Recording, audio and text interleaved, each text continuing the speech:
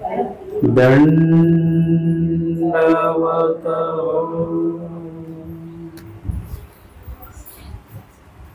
वसमत या ठिकाणी संपन्न होत असलेले ब्रह्मविद्या निरूपण सत्र।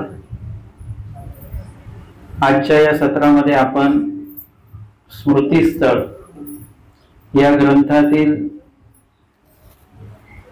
197 क्रमांकाच्या स्मृतीपासून पुढे बघणार आहोत। काल आपण 2 स्मृती या ठिकाणी श्रवण केलेल्या आहेत, ज्यामध्ये एका स्मृतीमध्ये आपण पाहिलं की औसांनी माहिमभट्टांना काहीतरी 2 घास त्यांनी माझे ग्रहण करावेत म्हणून प्रार्थना केली, परंतु आचार्य माहिमभट्ट हे भिक्षा मागून भोजन करत असल्यामुळे, स्वामींच्या विधीमध्ये असल्यामुळे तो विधी मोडता कामा नये यासाठी म्हणून आचार्य माहिमभट्टांनी त्यांच्या विनंतीला थोडंसं नाकारलं।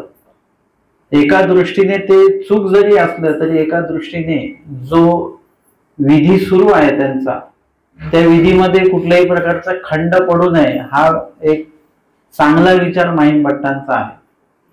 परंतु माहिमभट्टांचं हे जे काही असं नकारणं आहे ते भटोबासांना जेव्हा कळलं, तेव्हा त्यांनी माहिमभट्टांना त्याविषयी थोडंसं निरूपण केलं, सांगितलं, सूचित केलं की नाही असं नका करू। औसा या ज्या आहेत, दोन्ही अवतारांचा संबंध त्यांना आहे। दोन्ही अवतारांनी विशेष मनोधर्म दोन्ही अवतारांचा त्यांनी प्राप्त केलेला आहे। अशा औसांचं अन्न तुम्ही जर का नाही म्हणालात तर तुम्ही औसांना नव्हे तर परमेश्वरालाच नाही म्हटल्यासारखं आहे। आणि असं ऐकल्यानंतर माहिमभट्टांना सुद्धा लक्षात आलं की आमच्या स्वामींनी सांगितलेलं आहे की प्रीती विखो होईजे, हे स्पष्ट सांगितलेलं आहे। म्हणजे धर्मयुक्त जर का कोणी आवडीपूर्वक काही आपल्याला दातृत्व करताय देत आहे, परंतु त्याला धर्माची जोड असली पाहिजे, त्यामध्ये धार्मिक आवड असली पाहिजे, धार्मिक देणाऱ्याची धर्मबुद्धी असली पाहिजे इत्यादी सर्व ईश्वराच्या विधीला अनुसरून एखादा कार्य, एखादं दातृत्व असेल तर ते आपण थोडं का होईना त्याचा स्वीकार हा केला पाहिजे। आणि म्हणून जसं शांताबाईसांच्या रुद्धपूर प्रयाणामध्ये आपण बघितलं की स्वामींनी सांगितलेलं होतं की एकी भिक्षा घेऊ नका किंवा संबंधियांकडे जाऊ नका, परंतु निमित्त मानिजे या वचनाला अनुसरून त्यांनी स्वामींकडे अनुज्ञा मागितली की मी त्यांच्याकडे जाऊ शकते, कारण येतुले गोमटे सारंग पंडितांमुळे मला झालेला आहे। आणि स्वामींनी सुद्धा म्हटलं हो, निमित्त मानलं पाहिजे, असं स्वामींनी सुद्धा अनुज्ञा दिली। आणि जेव्हा त्यांच्याकडे भोजनाला ते गेलेले आहेत, शांताबाईचा भोजनाची व्यवस्था त्यांनी केली, तेव्हा शांताबाईचा म्हणाले की मी तुमचं भोजन घेऊ शकत नाही, मी पूर्ण भोजन नाही घेऊ शकत, देवानी मला 2 घरी भिक्षा मागून जेवायला सांगितलेले। आणि त्यांनी 2 घरी भिक्षा मागितली आणि वर जे काही अन्न आहे ते कमी पडतंय ते मग सारंग पंडितांकडनं घेतलं। म्हणजे तिथे धर्मबुद्धीने काही गोष्टी असतील तर त्या थोड्याफार प्रमाणामध्ये आपला ही विधी भंगू न देता, खंडू न देता त्यांचाही तो सन्मान आपण केला पाहिजे। आणि म्हणून माहिमभट्टांना सुद्धा हे लक्षात आलं आणि मग येतुलेनी माहिमभट्ट अनुतापले स्मृती आपण घेतो 197 क्रमांकाची। तथा अनुतप्त माहिमभट्टी औसा भोजन मागणे, म्हणजे अनुताप त्यांना झाला। अनुताप, निर्वेद अनुताप, अनुशोच आणि अर्थ। अनुताप या शब्दाचा अर्थ आहे की प्रस्तुत दोषांविषयी आपल्या मनामध्ये, अंतःकरणामध्ये दुःख उत्पन्न होणे, मागील दोषांविषयी दुःख उत्पन्न होणे याला निर्वेद असं म्हटलं गेलेलं आहे। आणि प्रस्तुत सुद्धा आपण विधी आचरत असताना अनेक दोष घडत असतात. स्वामींनी सांगितले विधी करिता विधी स्फुरत असतो, विधी करता विधी घडत असतो, परंतु सोबतच विधी करताना अविधीचा सुद्धा दोष लागू शकतो, अविधी सुद्धा घडत असतो. कधी कधी आपण विधी करण्यामागे इतके रमून जातो की त्या विधी सोबत काहीतरी अविधीही घडतो आहे हे आपल्या उपलक्षात येत नाही. आणि म्हणून जाणत्या व्यक्तीने काय केलं पाहिजे, विधी करत असताना त्यामध्ये कुठल्याही प्रकारे अविधी होता कामा नये याकडेही जाणीवपूर्वक लक्ष ठेवलं पाहिजे. म्हणूनच स्वामींनी त्या वचनाची दुसरी बाजू, त्या विधीची दुसरी बाजू सुद्धा आम्हाला सांगितलेली आहे. मग महिमभट्ट सुद्धा एक त्यांच्या विधीवर कायम आहेत, परंतु असं करत असताना प्रीती विखो होईजे असं जर का नाही झालो आपण तर कुठेतरी तो अविधी घडू शकतो. आणि म्हणून हा अनुताप आहे. प्रस्तुत जे त्यांचं आचरण सुरू आहे महिमभट्टांचं, त्या आचरण करत असताना कुठेतरी हा दोष घडला, तो त्यांना स्वतःला सुद्धा जाणवला, भटोबासांनी तो जाणवून दिला आणि मग ते अनुतापले. आपल्याला कुठलाही विधी घडत असताना तो विधी आपल्याला घडतो आहे याचाही आनंद आपल्याला असला पाहिजे. आणि तो विधी घडताना काय काय त्याच्यामध्ये आपण अजून त्याच्यामध्ये विधी समाविष्ट करू शकलो असतो तो करता आला नाही आपल्याला. त्यावेळेला आपण अजून काहीतरी त्याच्यामध्ये अपूर्व कार्य करू शकलो असतो, ते आपल्याला लक्षात आलं नाही. किंवा आपल्याकडे एखादा पदार्थ, एखादी वस्तू, एखादं वस्त्र त्या उचित प्रसंगी आपल्याला देता आलं असतं, परंतु आपण त्यावेळेला अनंत सृष्टी आपण असं दातृत्व न केल्यामुळे आपल्याकडे वस्तू असून सुद्धा आपल्याला ते स्फुरलं नाही हे नंतर लक्षात आलं तर त्याविषयी दुःख करणं याला अनुताप असं म्हणतात. कारण प्रस्तुत क्रिये संबंधित ते दुःख आहे. आणि म्हणून कुठलाही विधी घडला हा तर आनंददायकच भाग आहे, परंतु विधी केल्यानंतर सुद्धा म्हणजे जसं तुम्हाला तुमचं काहीतरी अन्नदान पंगत आहे मार्गामध्ये किंवा काहीतरी सेवा आहे तुमची, तर त्या सेवेविषयी आधी आपण स्मरण केलं पाहिजे की माझ्या संबंधित जी क्रिया आपण देवा माझ्याकडनं तुम्ही करून घेताय त्या क्रियेचा आपण स्वतः स्वीकार करा. आणि ज्या साधू संतांच्या मार्गाच्या ठिकाणी मी क्रिया करतोय त्यांना कुठल्याही प्रकारे माझ्या क्रियेमुळे त्रास होता कामा नये, कुठल्याही प्रकारे अविधी घडता कामा नये यासाठी देवाला जर का तुम्ही विनंती करून ती क्रिया केली तर ती क्रिया परमेश्वर निर्दोषपणे करून घेण्याचा पूर्ण प्रयत्न परमेश्वर करतात. मग त्याच्यात जर का दोष घडला तर तो आपल्याच कडेने घडू शकतो. परमेश्वर घडवू देत नाही, परंतु आपल्याकडनं घडला तर घडला.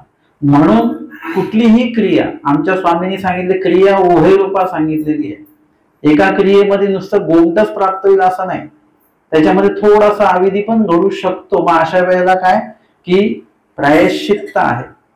जसं आपण कुणी अधिकरणांची, साधूंची किंवा वासनिकांची सेवा केली, सेवाच केली आपण चांगल्या बुद्धीने, चांगल्या हेतूने तुम्ही ती सेवा केलेली आहे, तुमचा वाईट हेतू किंचित सुद्धा नाही, परंतु तुमच्या आग्रहामुळे किंवा तुमच्या काही प्रेमामुळे म्हणा एखाद्या समोरच्या व्यक्तीला थोडा जर का त्रास होत असेल, झाला असेल तर त्याविषयी आपण लगेच प्रायश्चित्त केलं पाहिजे. महानुभाव पंथामध्ये प्रायश्चित्त म्हणजे निर्वेद, अनुताप, अनुशोच या संपूर्ण क्रियेला एक शब्द आहे, ते म्हणजे प्रायश्चित्त. ते प्रायश्चित्त करणं या क्रियेला भरपूर महत्व महानुभाव पंथामध्ये, महानुभाव पंथाच्या तत्वज्ञानामध्ये आणि स्वतः श्री चक्रधर स्वामींनी ते आम्हाला सांगून ठेवलेलं आहे. आणि म्हणून जी क्रिया घडली त्याचं लगेच प्रायश्चित्त तिकडे झालं पाहिजे.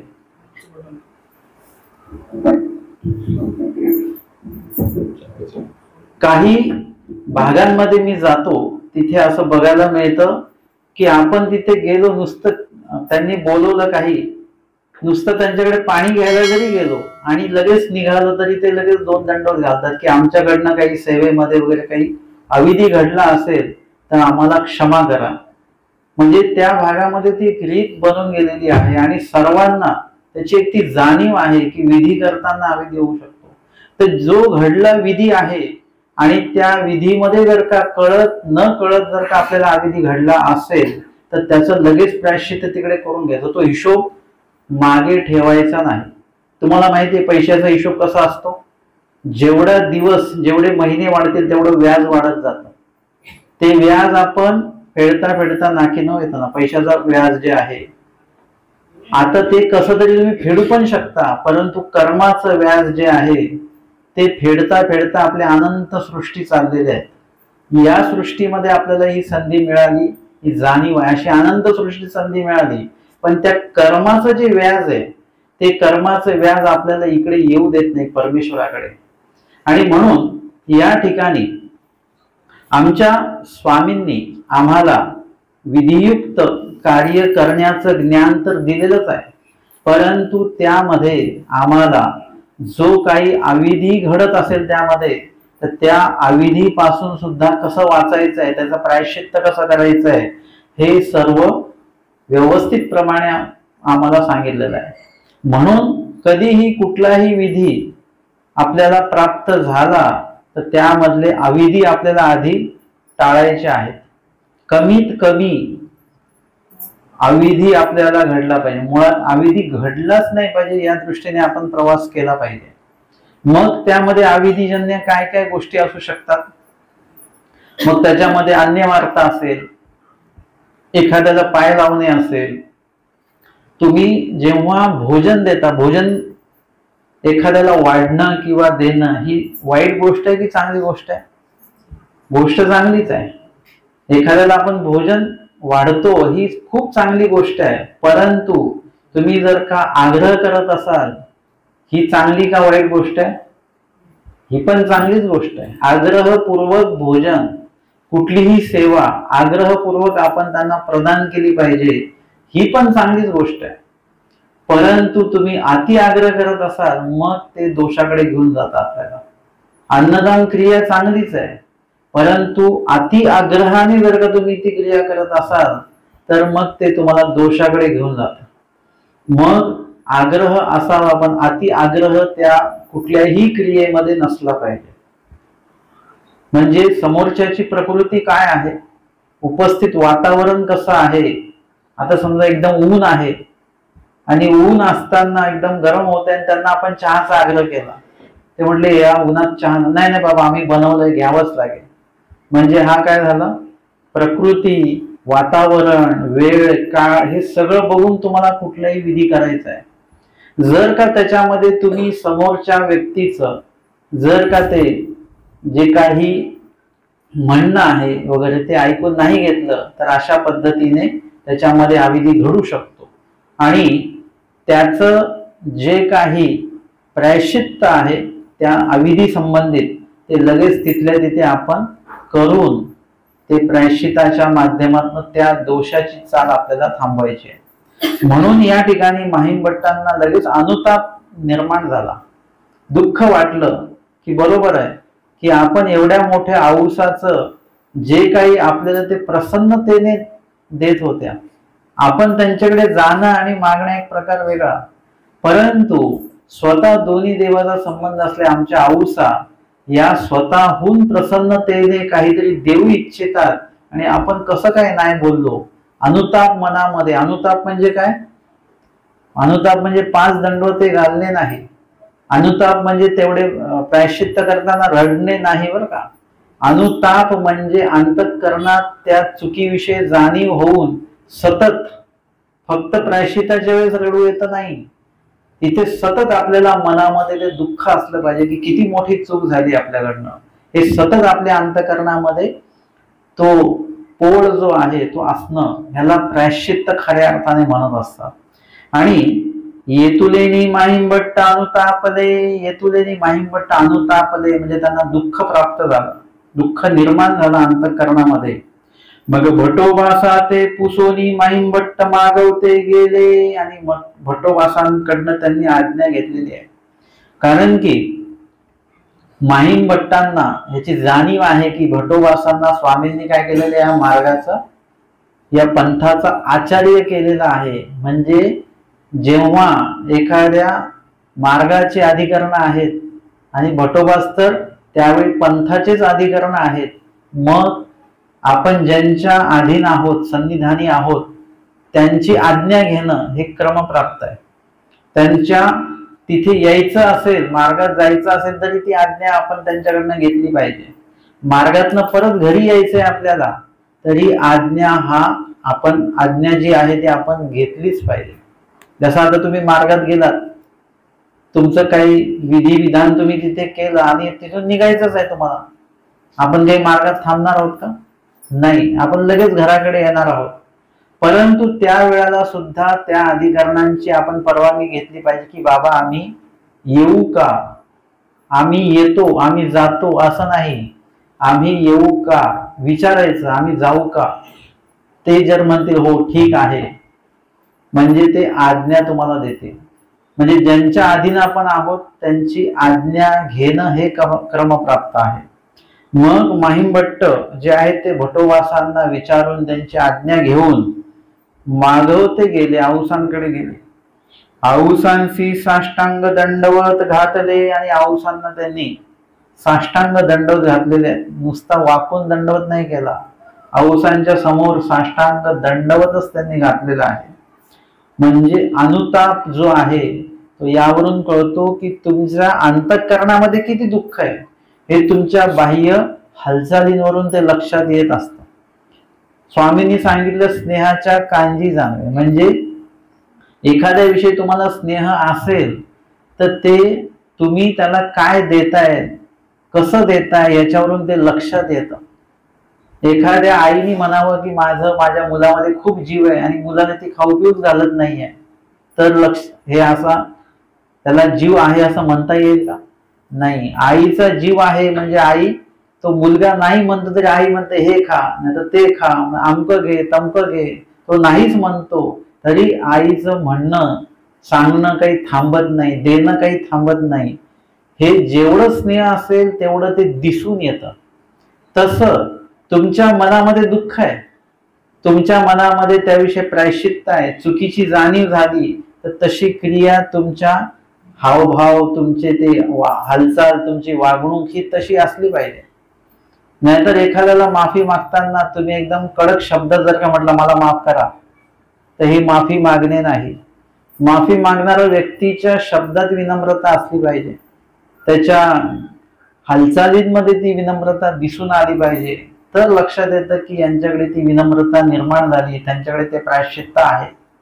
महिमभट्टांनी ते आम्हाला दाखवून दिले. मनात जर का दुःख असेल तर ते दुःख व्यक्त करताना तुम्ही असं ताट उभं राहून ते दुःख व्यक्त नाही करू शकत, त्यासाठी तुम्हाला दंडवत घालावे लागतात.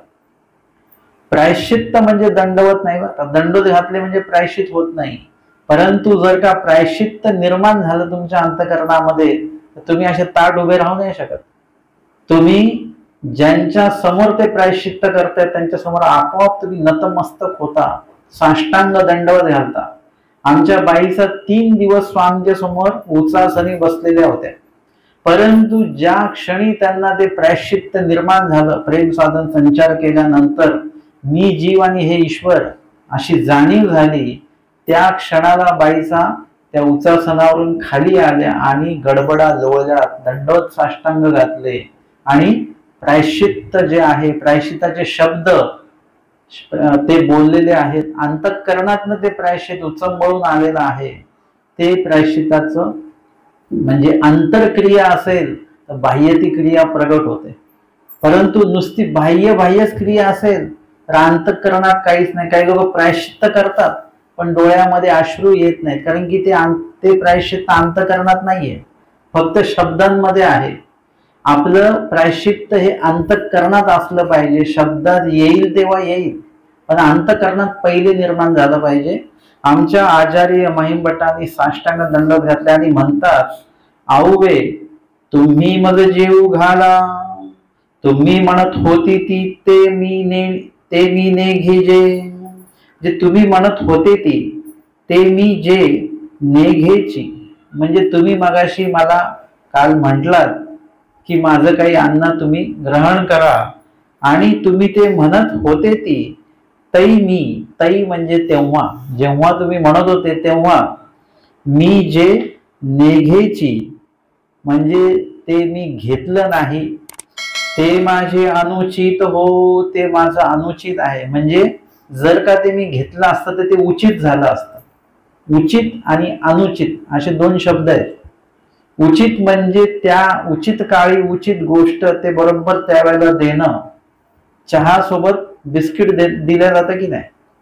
तुम्ही शरबत सोबत बिस्किट दिलं तर ते उचित नाही आहे. ते उचित ज्याला ते उचित असतं. म्हणजे ज्या वेळेला जी क्रिया जशी करायची ती तशीच करणं ह्याला उचित असं म्हणतात. आणि त्या व्यतिरिक्त काळ काळाचं बंधन न ठेवता कुठल्या काळी जी क्रिया कुठे करणं हे सगळं अनुचित झालं. हा एक प्रकार झाला. उचित म्हणजे विधीमध्ये जे मोडतं त्याला उचित असं म्हणतात, आणि अविधियुक्त जे दिलं जातं त्याला अनुचित असं म्हटलं जातं. जी क्रिया योग्य प्रकारे आपण करतो त्याला उचित क्रिया असं म्हटलं जातं, आणि जी क्रिया अयोग्य पद्धतीने आपण करतो त्याला अनुचित क्रिया असं म्हटलं जातं. जर का मी ते घेतलं असतं तर ते उचित झालं असतं, परंतु ते मी घेतलं नाही, तुम्हाला हो म्हटलो नाही, ते माझे अनुचित हो, ते माझे काय झालं? अनुचित झालं, माझ्याकडनं चूक झाली माझी. आता घाला म्हणजे आता काय करा, तुम्ही मला भोजन वाढा आता, असं माहीमभट्ट त्यांना म्हणतात. हो का रे उठी उठी. आऊसांना पण एकदम बघितल्यानंतर आश्चर्य झालं, आणि एकाएकी माहीमभट्ट असं काही साष्टांग दंडोत घालतील आणि दुःख व्यक्त करतील असं काही प्रसंग घडेल हे त्यांच्या ध्यानीमनी देखील नव्हतं. आणि एवढे मोठे माहीमभट्ट म्हणजे भट्टोबास आणि माहीमभट्टांना आऊसा मोठ्या वाटतात, परंतु आऊसांसाठी माहीमभट्ट प्रकांड पंडित आहे, स्वामींचा मनोधर्म आहे, श्रीप्रभूंचा मनोधर्म आहे, ते त्यांना ते मोठे वाटतात. ते म्हणतात उठी उठी म्हणून उठविले, त्यांनी उठवलं. आहो तुम्ही उठा, तुम्ही दंडवत नका घालू, उठा उठा. तुम्ही माझ्या चक्र स्वामीची धुरा. आमच्या आऊसा जे आहेत ते स्वामींना काय म्हणायचे? चक्र स्वामी म्हणायचे. म्हणजे स्वामींचं, आमच्या स्वामींचं नाव श्री चक्रधर असा आपण उल्लेख करत असतो. स्मृतीस्थळामध्ये हा उल्लेख आपल्याला जास्त या नामाचा ऐकायला मिळतो. आऊसा चक्र स्वामी अशा म्हणायच्या. आऊसा जेव्हा स्वामींशी भांडून, म्हणजे स्वामींशी भांडणाऱ्या कोण होत्या? आऊसा. परंतु ते भांडण कसं आहे तेवढ्या पुरतं तेवढं आहे, परंतु स्वामींविषयी एवढी श्रद्धा आहे आऊसांची. परंतु एकदा असं झालं की अविधीचा विषय आपला चालू आहे, की अविधी जर का घडला आणि त्याचा प्रायश्चित्त आपण वेळेवर नाही केलं तर काय होतं, तर त्या संबंधित आऊसाचीच घटना आहे की स्वामींशी भांडून कुठेतरी स्वामी आणि भट्टोबास असंच काहीतरी मस्करीत बोलत होते. त्यांनी ते मनाला लावून घेतलं आणि ते रागावून निघून गेले. 6 महिने संचिनी स्वामींची भेट नाही. 6 महिन्याचं अंतर पडलं.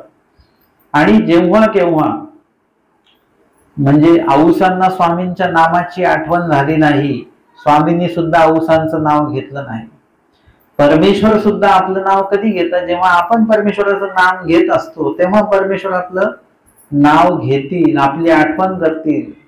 मग आऊसांना आठवण नाही, 6 महिने झाले. परंतु एक दिवशी तिघी बाईया कोणी आल्या आणि त्यांनी तिथे आऊसाच्या गुंफ्यामध्ये ते राहिल्या आणि भोजन वगैरे केलं. आणि भोजन केल्यानंतर त्या ज्या बाया होत्या आमच्या स्वामींच्या संबंधित असल्यामुळे त्यांनी भोजनानंतर श्री चक्रधरा असा उल्लेख केला. म्हणजे आमचे स्वामी सांगतात की शयनासनी, आसनी, भोजनी, शयन, आसन आणि भोजन या तिन्ही वेळेला परमेश्वराचा आठव असला पाहिजे. भोजन झाल्यानंतर देखील देवाचं नाव आपण घेतलं पाहिजे. ते त्या बायांनी घेतलं. श्री चक्रधरा ते आऊसांच्या कानावर पडलं आणि आऊसांना लगेच उजळता आली. अविधी केल्यामुळे काय होतं? मळीनता येत असते. जर का आपण अविधजन्य ठिकाणी गेलो, एखाद्या अनुचित ठिकाणी भोजन केलं, अनुचित भोजनाचा स्वीकार केला, तर त्याच्यामुळे मळीनत्व आपल्याला येत राहतं. ते मळीनत्व कुठेतरी आऊसांना आलेलं होतं. देवाची नावाची आठवण नाही, चिंतन नाही, काहीच नाही. आणि मग अशा या औसा जेव्हा त्यांच्या कानावर आमच्या स्वामीचं नाव पडलं आणि नाव पडता क्षणी उजळता आली, जसं एखादी ती लादी आहे त्याच्यावर धूळ साठलेली, एक झाडू तुम्ही असं फिरवलं की लगेच तिचं जे काही सौंदर्य आहे त्या लादीचं, त्या भूमीचं, जमिनीचं ते दिसायला लागतं. त्याच्यावर जर का तुम्ही एखादं तांब्याभर पाणी असं ओतलं की ती माती बाजूला होऊन जाते. माती असल्यामुळे ते मळीन दिसतं सगळं, पण धुतल्यानंतर लगेच स्वच्छ होतं. एकाच तांब्याच्या याच्याने पूर्ण ते स्वच्छ होतं. तसं एकदाच नाम ऐकलं फक्त, म्हणजे जर का ते नाम अनेक वेळा घेतलं काय, एकदा घेतलं काय, परंतु जर का ते मनापासून जर का असेल तर पहिल्याच उच्चारण्यामध्ये मलिनता निघून जाते. आता जेवढ्या वेळ परत नाव घेतल्या जाईल, आता कोणी नाव घेतलं, त्या बाईंनी एकदाच घेतलं, पण औसांना एकदाच नाम कानावर पडल्यानंतर उजळता आली आणि उजळता आल्यामुळे काय झालं, पुन्हा पुन्हा त्यांनी स्वतः नाव घेतलं, माझा चक्रस्वामी, माझा चक्रस्वामी. रात्रभर झोपल्या नाही, तळमळत राहिलं की कधी स्वामींच्या भेटीला जावं, आत्ताच निघेन, परंतु आता अवेळ आहे. देवाने अवेळे सवेळे दुपार या तिन्ही गोष्टी चुकवायला सांगितलेल्या आहेत. आता जाता येत नाही, सकाळ कधी होते अशी वाट बघत बसले आमच्या औसा. आणि जशी सकाळ झाली तशा निघालेल्या आहेत. त्या जशा निघाल्या तसं तिथे स्वामींचा सकाळचा पूजा वगैरे सगळं संपन्न झालेलं आहे. स्वामी पण म्हणतात आज नायकाशी सामोरे जायचं आहे, त्यांना त्यांच्या स्वागतासाठी जायचं, चला सर्वांनी. का बरं असं? कारण एक मलिनत्वात पातलेली औसा एका छोट्याशा आविधीमुळे काय झालं, मलिनता आली.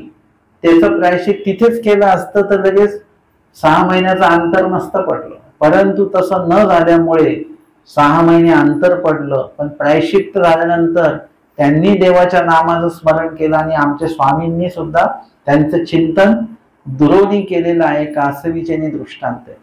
अशा प्रकारे ती मलिनता त्यांची गेलेली अशा त्या औसा त्या माईंभट्टांना म्हणतात की उठा, तुम्ही माझ्या चक्रस्वामीची अधुरा. तुम्ही कोण आहात? तुम्ही काही साधे सुधे नाहीत. माझ्या समोर तुम्ही साष्टांग दंडवत घालावे एवढ्या योग्यतेची मी नाही. तुम्ही माझ्या चक्रस्वामींची अधुरा, माझ्या देवाचे तुम्ही कोण आहात?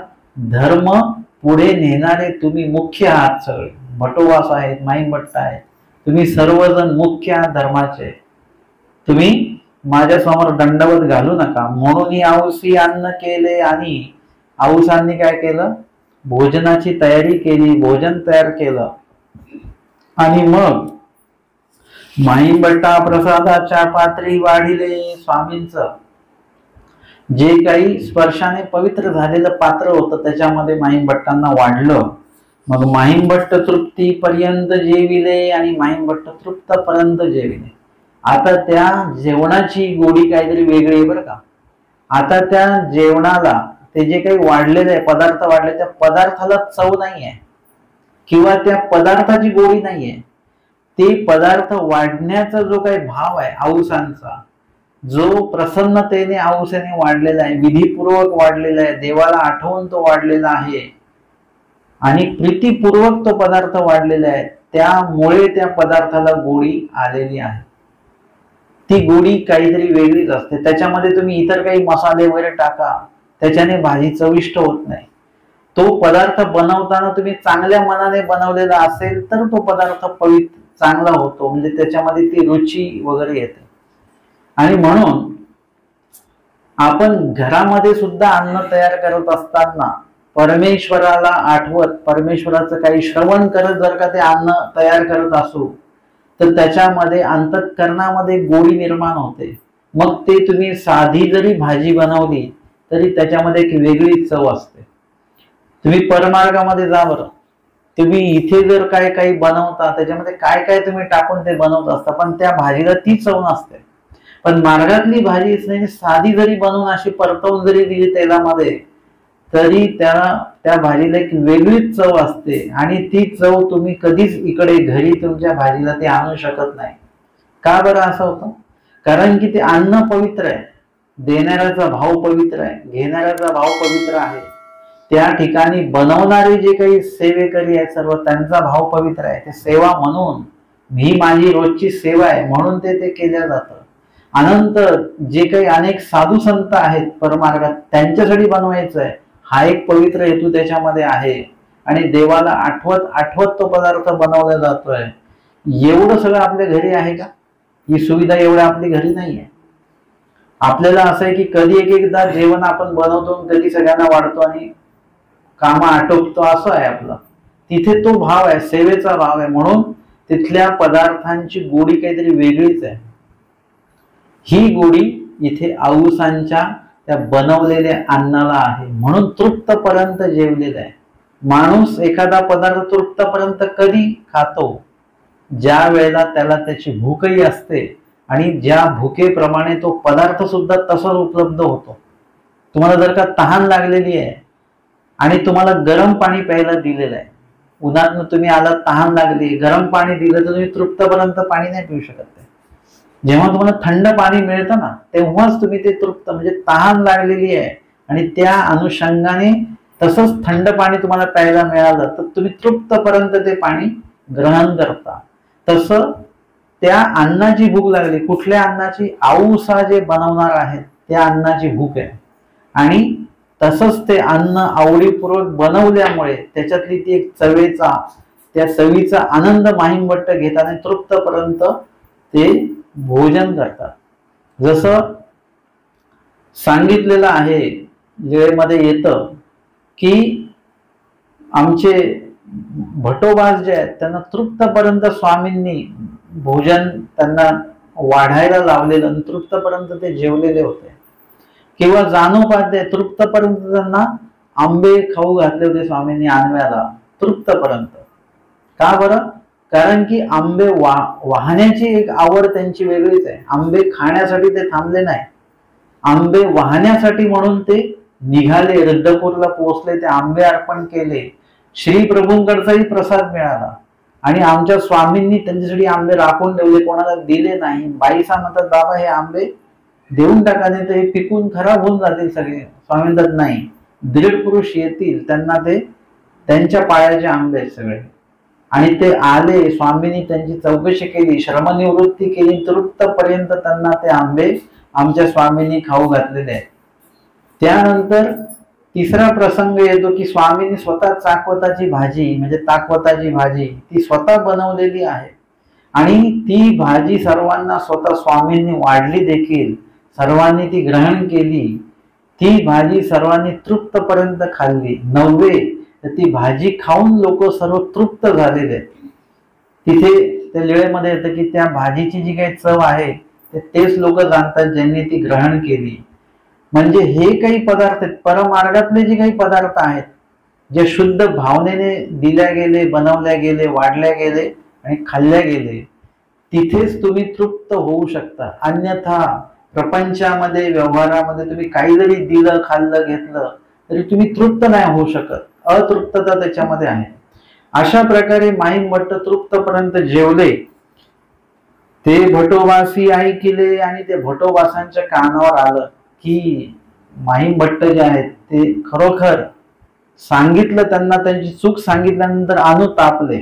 आपल्याला आपली चूक कळल्यानंतर आपल्या मनामध्ये अनुताप निर्माण झाला पाहिजे. आपल्याला आपली चूक कळाली पाहिजे आणि चुकीच्या अनुरूप प्रायश्चित्त निर्माण झालं पाहिजे आणि त्या प्रायश्चित्ताच्या अनुरूप आपण आपल्या चुकीमध्ये दुरुस्ती पण केली पाहिजे.